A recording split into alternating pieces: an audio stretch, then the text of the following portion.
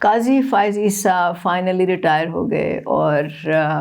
ان کے بارے میں مجھے ایک ہی کہاوت یاد آتی ہے، انگلش میں کہتے ہیں کہ he was the victim of his circumstances, یعنی کہ وہ اپنے حالات کا مارا تھا۔ ان کی ریٹائرمنٹ سے جہاں پی ٹی آئی والے خوش ہو رہے ہیں، شادیانے بجا رہے ہیں، ساتھ ساتھ ان کو برا بھلا کہہ رہے ہیں، گالی گلوچ کر رہے ہیں، جو کہ ان کا ایک عام طریقہ ہے بات کرنے کا یا اپنا موقف دوسروں کے سامنے بتانے کا، لیکن دوسری طرف جو حکومتی ادارے ہیں، نمائندے ہیں، وہ ان کی تعریفیں کر رہے ہیں، آسمان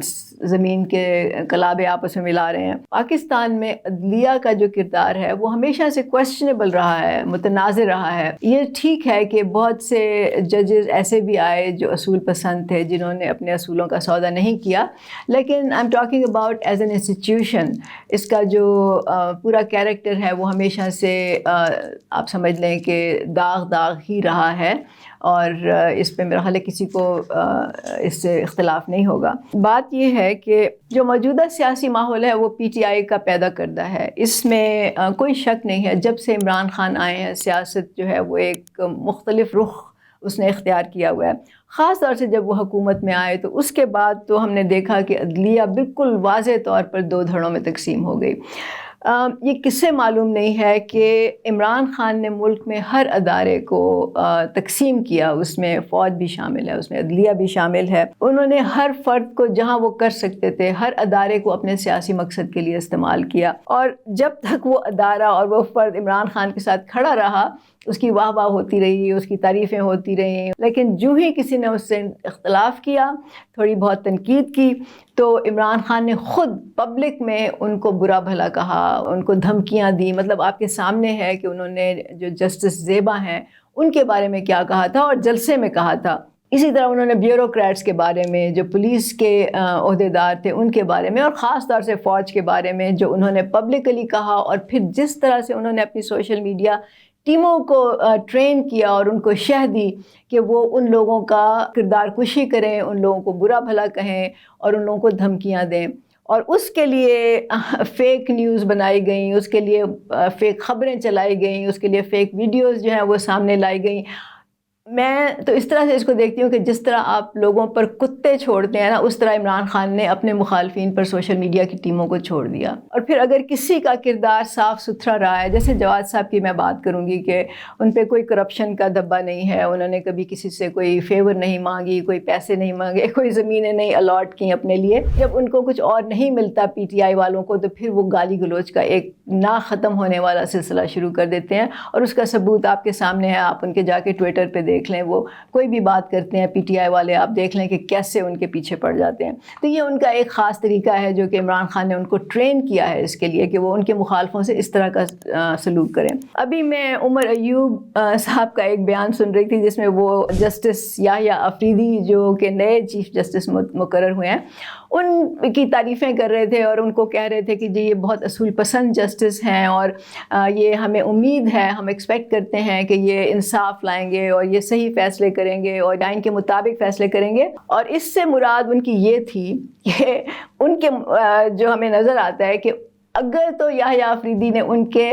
حق میں فیصلے کیے، ان کی مرضی کے مطابق فیصلے کیے، ان کی حمایت کے لیے فیصلے کیے، تو پھر تو ان کی تعریفوں میں زمین آسمان ایک کر دیا جائے گا، پھر ان کو سوشل میڈیا پہ پروموٹ کیا جائے گا، پھر ان کی شخصیت کو ایسا بنایا جائے گا کہ جیسے وہ بالکل ہی نیک ہوں، پاک ہوں، صاف ستھرے ہوں، انہوں نے کبھی کوئی غلطی کی ہی نہ ہو۔ اور اگر یحییٰ آفریدی صاحب نے کوئی ایسا فیصلہ کیا جو کہ پی ٹی آئی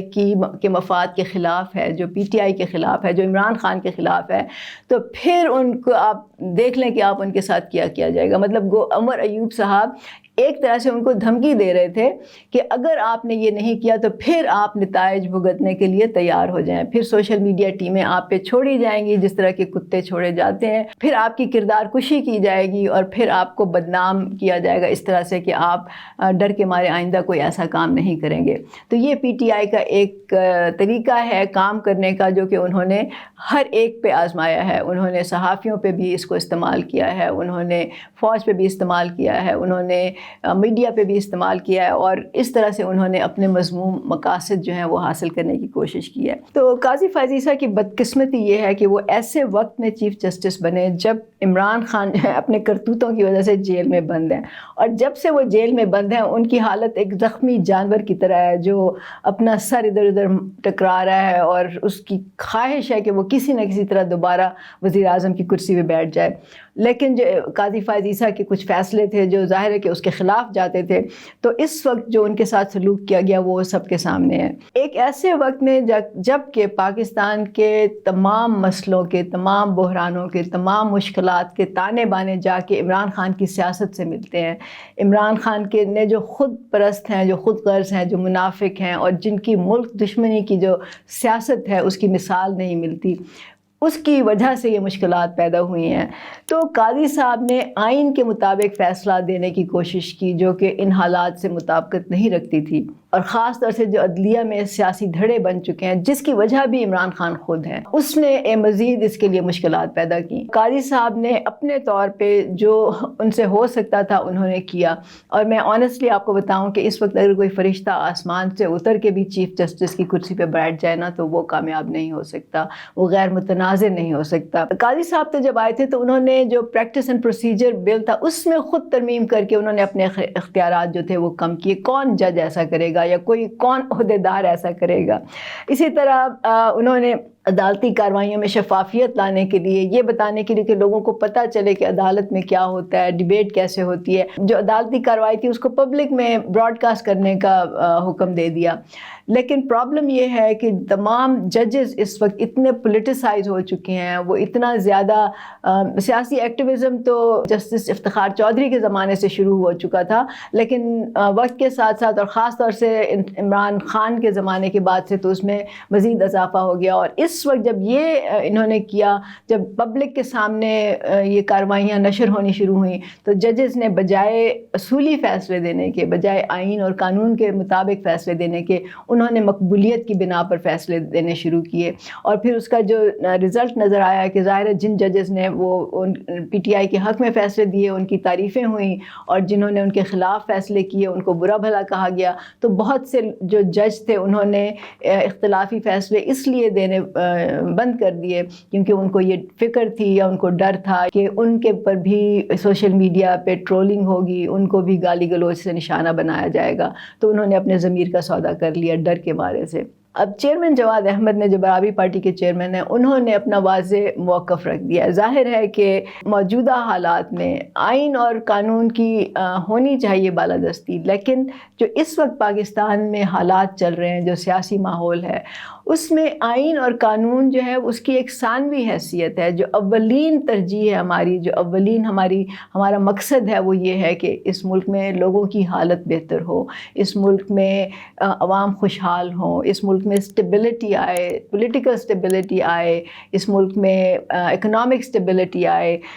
تو وہ تو عمران خان کی سیاست کے ہوتے ہوئے جو موجودہ اس کی شکل و صورت ہے وہ بالکل امپاسبل ہے، ناممکن لگ رہا ہے کہ ایسا ہوگا۔ تو ہمارے لیے تو جسٹس قاضی فائز عیسیٰ کے جو فیصلے تھے جس سے کہ عمران خان کی سیاست کو لگام ملتا ہے، جس سے عمران خان کی سیاست جو ہے اس کو کنٹرول کیا جا سکتا ہے، ہمارے لیے وہ فیصلے خوش آئند ہیں، ہمارے لیے وہ فیصلے جو ہے پاکستان کو بہتری کی طرف لے کے جائیں گے۔ اور اسی لیے ہم یہ سمجھتے ہیں کہ قاضی فائز عیسیٰ کے فیصلے پاکستان کے حق میں ہیں۔ آئین اور قانون کو آپ ایک طرف رکھ دیں اگر تو برابری پارٹی ان تمام افراد، گروپس، پارٹیوں کے خلاف ہے، ان سے اختلاف رکھتی ہے جن کے بیانیے لوگوں کو کنفیوز کرتے ہیں، گمراہ کرتے ہیں، اور ان کو بجائے اپنے مسائل پہ سیاست کرنے کے وہ ان کو دوسری طرف لے کے جاتے ہیں، ان کو سمجھنے کا موقع ہی نہیں دیتے کہ ان کے اپنے مسائل کیا ہیں، اس کی جو جد و جہد ہے اس کے سامنے ایک رکاوٹ بنتے ہیں۔ جبکہ برابری پارٹی عام لوگوں کو موبلائز کرنا چاہتی ہے، موٹیویٹ کرنا چاہتی ہے، متحد کرنا چاہتی ہے